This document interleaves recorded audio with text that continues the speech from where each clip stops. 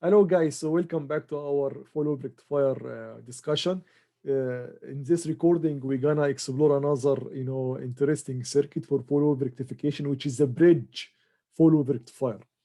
The bridge follow rectifier, unlike the center tape follow rectifier, it doesn't need a transformer.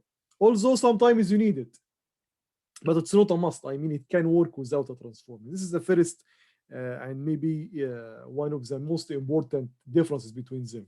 Okay, we're gonna explore its idea now in very short time. Then we go into deep analysis to check how would be the output. Okay, so the basic idea is to have the current in the same direction in both positive half cycle and negative half cycle, just like the center tape follow rectifier. So let's do that. Okay, so let's assume the transformer is just 1-to-1. So basically, whatever you have on the primary coil here will be copied and pasted to the secondary coil. Or we can say that Vs equal to Vb equal to V input, because here is V input on the primary. Okay, Vs is the V secondary, Vb is V primary, V primary equal to V input. Okay, in the positive half cycle, we're gonna have positive here and negative here. So just look at this. So D1 will be forward, D4 will be reverse. So you can consider it as open circuit. This is negative here. So D3 will be reverse, D2 will be forward. So let's now, just remove D4 and D3 or consider them open circuit and follow the direction of the current. So the current goes from the positive terminal of the battery to the negative terminal of the battery. So it will go like this, like this. When it comes to it, it has two branches, but one of them is D4, which is open right now because it's reversed. So it will go only if D1 is on in D1. Then it continues in that way, then until it reaches here. Here another two branches, the resistor or the load R, and D3. D3 again is off because it's reverse. So it will go in that direction in the load from right to left. Then it reaches that point. Again, we have two branches, D4, which is open circuit, reverse, and D2. So if D2 is working, I mean it's on, it will go in that way until it reaches that point. Two branches again, D3 is off, so it will just continue to the negative terminal. Okay, so basically it's going like this. Let's draw it in one line.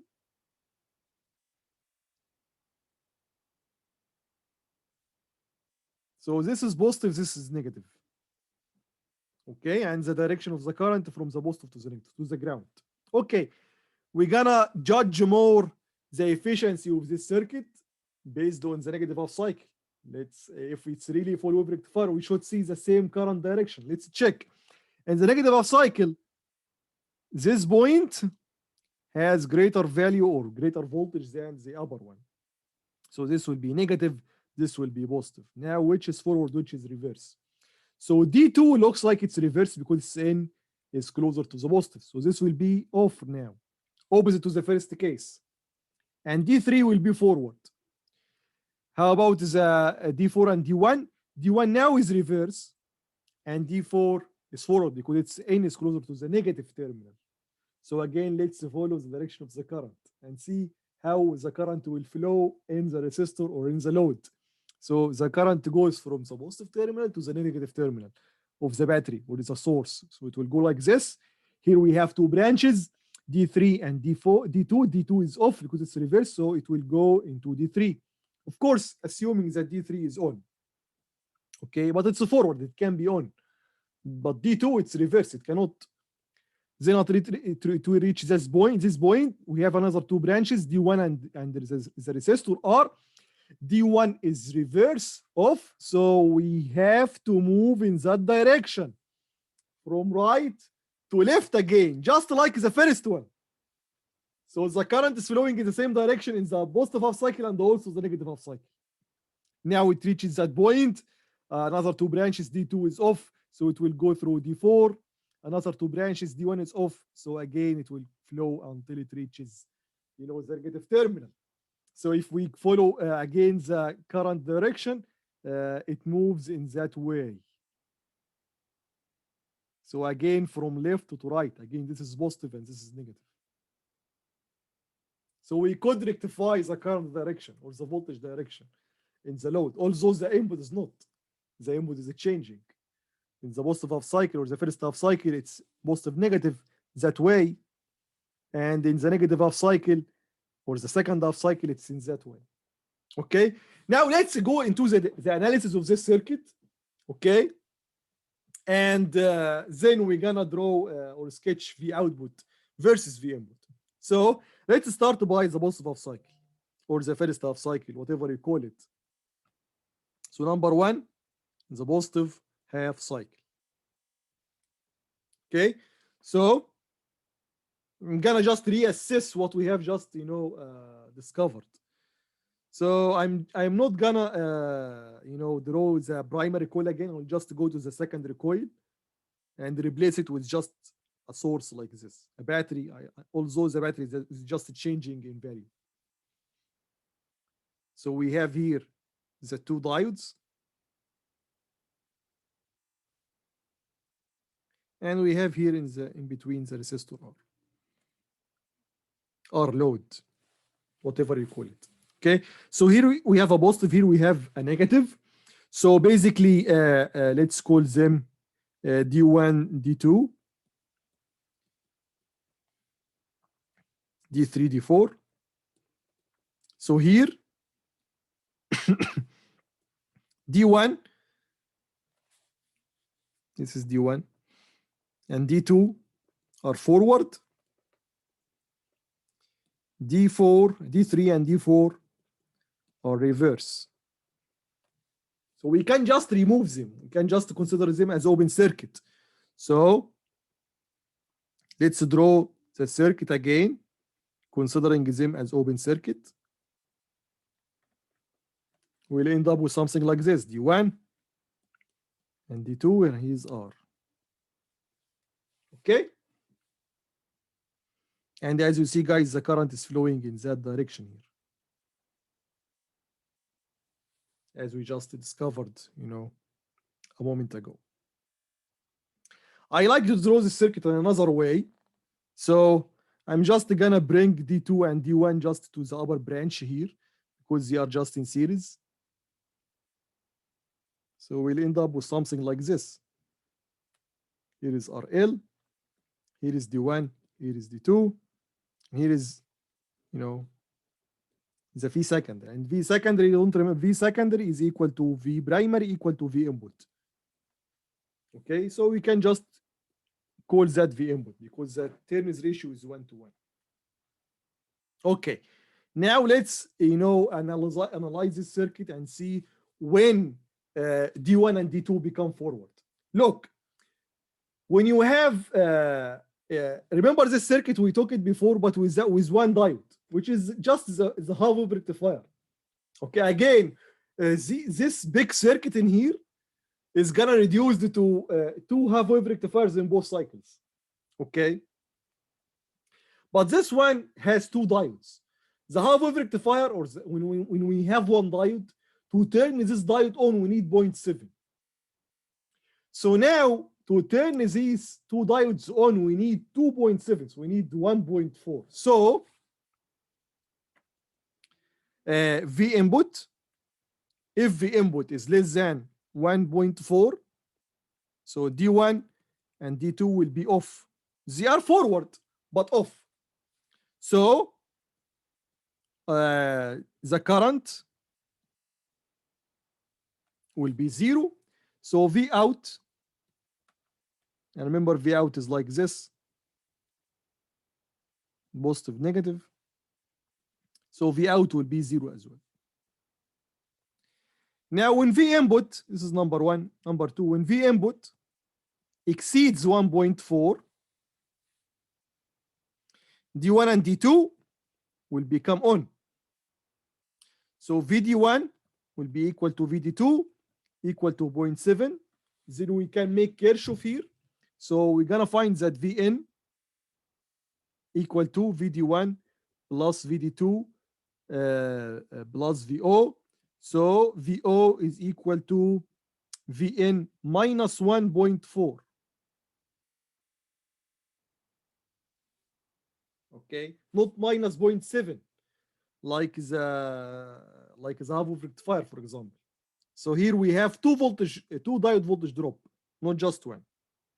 Okay, so by this we finished the positive half cycle. Now the most interesting part, the negative half cycle, or the second half cycle, number 2.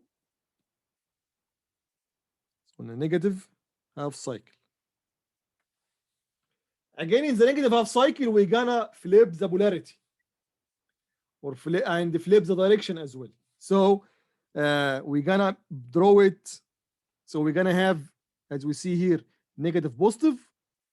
That means we flipped the polarity of the values.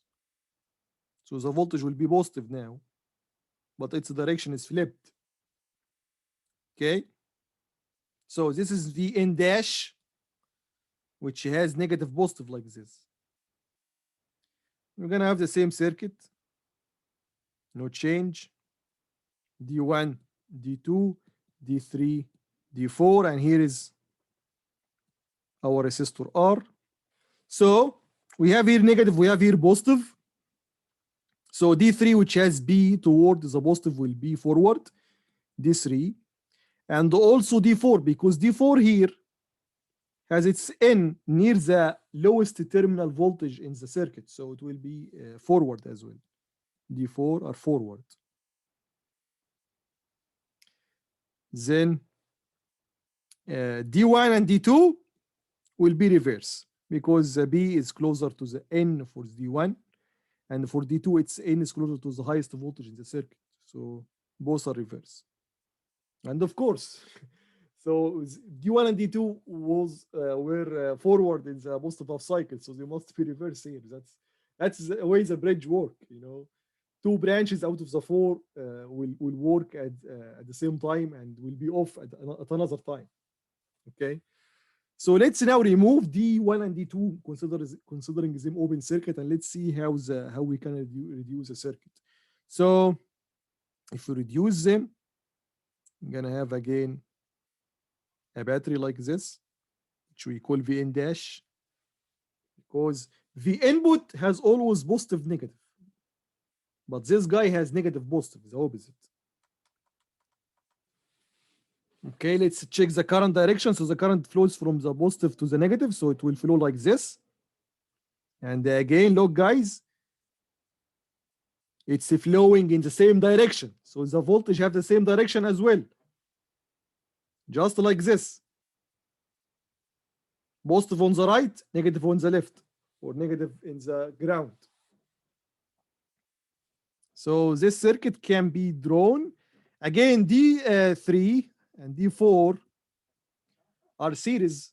All of them are series basically. Okay, so this can be drawn like this. So let's keep it flipped like this. We can move D4, you know, to D3 in the bottom branch here, like this, because basically they are, here is Vn dash RL, and remember this is the negative of RL, this is the positive of RL, and this is VO. The directions are really important here. Look, the direction, the negative is here, so when I move D4, this will be the negative.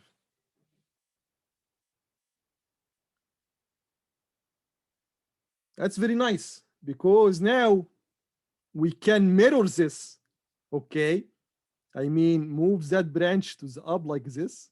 If you just consider them as a circuit, real circuit, and you just make it takes the 2 diodes, the wires of the 2 diodes, and just make them like this. Okay, so this will make the circuit in its, you know, the way we always like. And when we mirror, RL will be negative positive, and VO will be like this. D4, D3, and Vn dash. I like to do all such, you know, although you don't need to do all of that.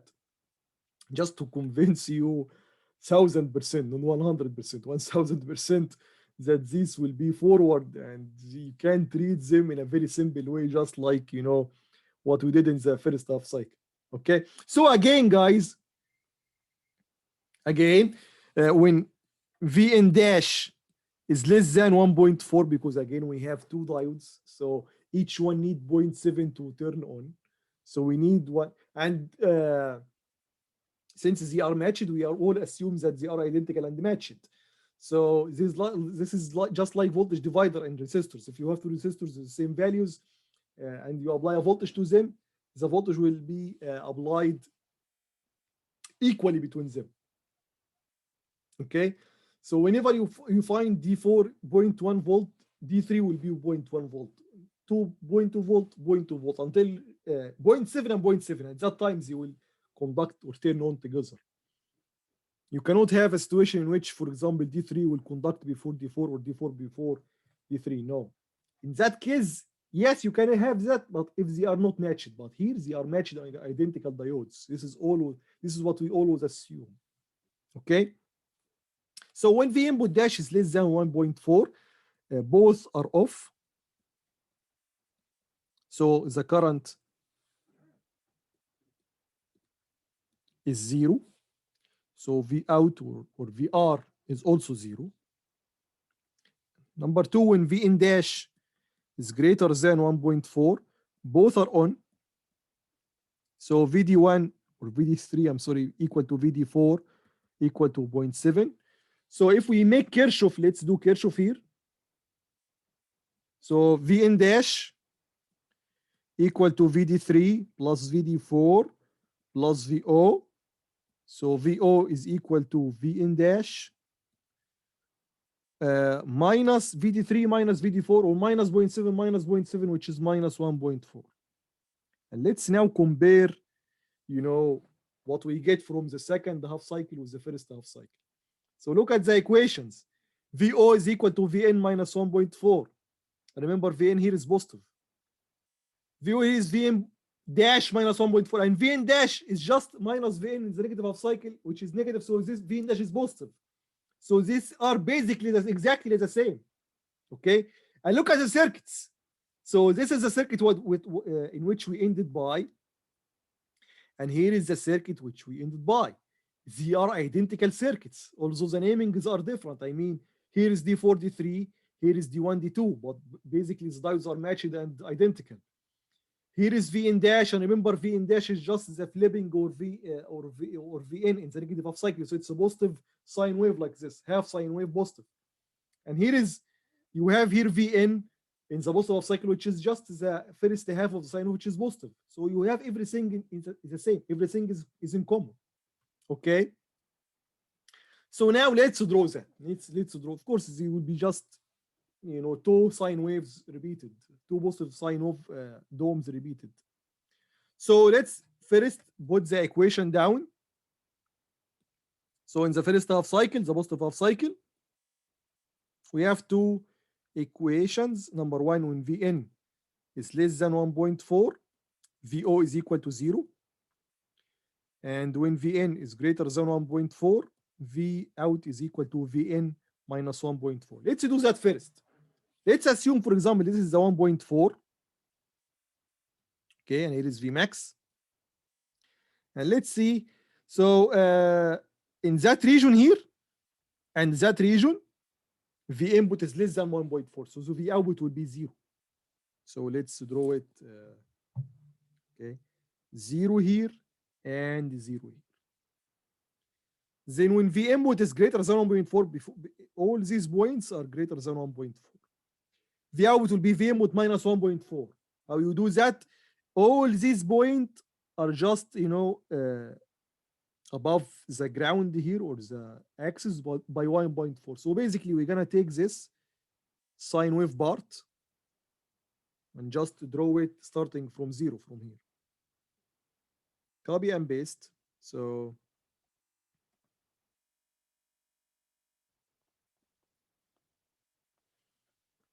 again, this part here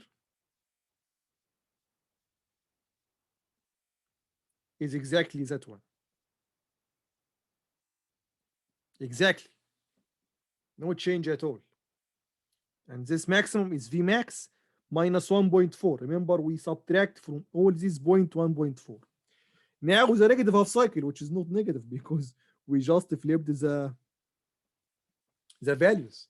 Remember, in the negative half cycle, we deal with Vn dash, which is the V input minus V input, basically minus V input in the negative half cycle. So it will be like something like this. This is Vn dash. So we have also two cases. When Vn dash is less than 1.4, V output is 0. And when Vn dash is greater than or equal to 1.4, V output is equal to Vn dash minus 1.4. And look at V input Vn dash. It's exactly like Vn in the positive half cycle. That's why we're gonna get exactly the same as the positive half cycle. So in that region, again, and that region, which is basically like those ones, the input dash is less than 1.4, so we have 0 out the output. And in that region, from that point to that point, all these points are greater than 1.4. And this is Vmax. So V output will be V dash minus 1.4. So again, we're gonna get this dome here, or this part of the sine wave, and just draw it here. And this is again Vmax minus 1.4. And again, guys, this part of the sine wave, or this part, or this dome, is just this one, exactly equal to this one. And basically, if we highlight it with another color here, with that, for example, this is exactly this one. I mean in shape, exactly this one, exactly this one. I mean by that, what you have done or achieved in the positive half cycle, you re-achieved it in the negative half cycle. That's why you have a full wave rectification. Okay. And you doubled the efficiency of the half wave rectifier. And we just finished. But before we go away, let's compare this output with the output that we get with center tape transformer.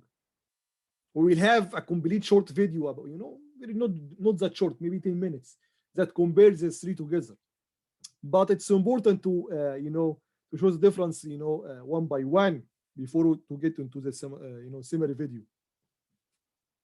The center tape transformer with 1-to-1 center tape transformer ratio, the output here, so the maximum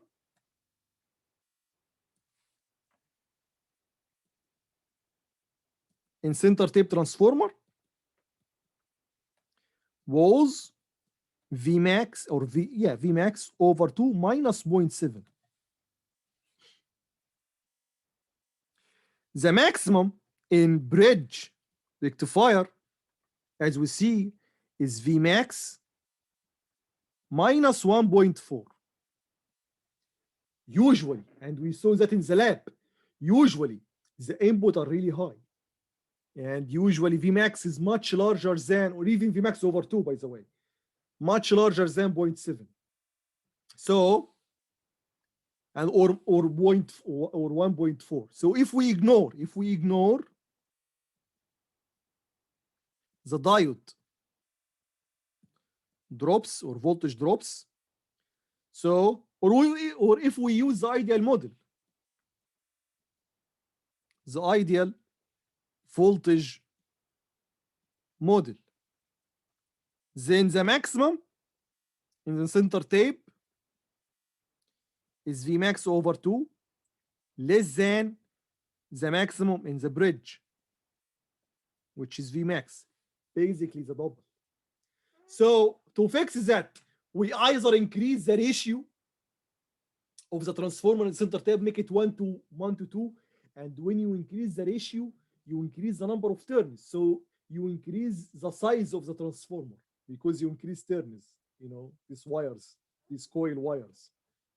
So you increase the size and also increase the cost, because whenever you increase the number of turns, you increase the cost of the transformer. Okay, but at that time we will get the same performance as a bridge. So the bridge from that point is much popular than the, you know, the center tape full wave rectifier. This is very huge advantage for it.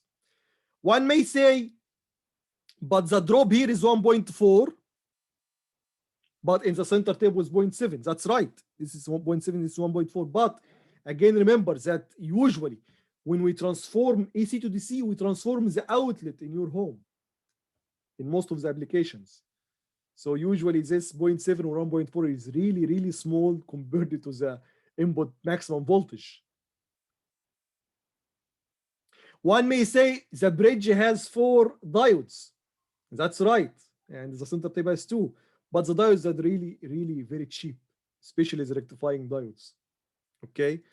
So that's basically, you know, the basic difference, but we will touch them again in a separate video highlighting the 3, you know, half wave, full wave, center tape, full wave bridge, and list all the advantages and disadvantages of all of them. Thank you guys for watching this video and see you in the next video. Bye-bye.